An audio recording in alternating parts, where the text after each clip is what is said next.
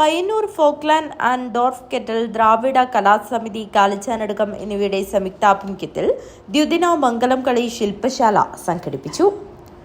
കോടോംബേളൂർ ഗ്രാമപഞ്ചായത്ത് president P Sreeja ഉദ്ഘാടനം നിർവഹിച്ചു.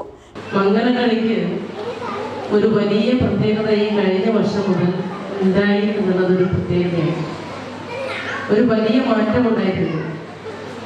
നേരത്തെ അനന്തേട സൂചിപ്പിച്ചതുപോലെ ഒരു ഗോത്രകല എന്നതിനപ്പുറത്തേക്ക് മാവല സമുദായത്തിൻ്റെ മാത്രം കല എന്നതിനപ്പുറത്തേക്ക് സംസ്ഥാന യുവജനോത്സവ വേദിയിലെ ഒരു പ്രധാനപ്പെട്ട ഐറ്റമായി മംഗലം കളി പ്രഖ്യാപിക്കപ്പെട്ടിരിക്കുന്നു. ക്ലബ് പ്രസിഡന്റ് കെ കൃഷ്ണൻ അധ്യക്ഷത വഹിച്ചു. Payyanur Folkland chairman doctor V Jayarajan മുഖ്യാതിഥിയായി പങ്കെടുത്തു.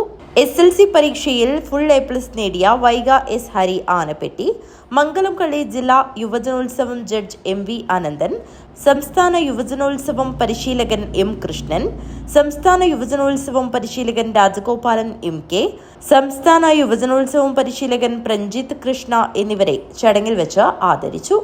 Advocate Sheeja, Bindu Ramakrishnan, Nisha Ananthan, K Suresh, Madhu AV, Farooq TP എന്നിവർ സംസാരിച്ചു. MV ആനന്ദൻ സ്വാഗതവും ദീപിക നന്ദിയും പറഞ്ഞു. News bureau Kanhangad. News bureau കാലിച്ചാനടക്കം.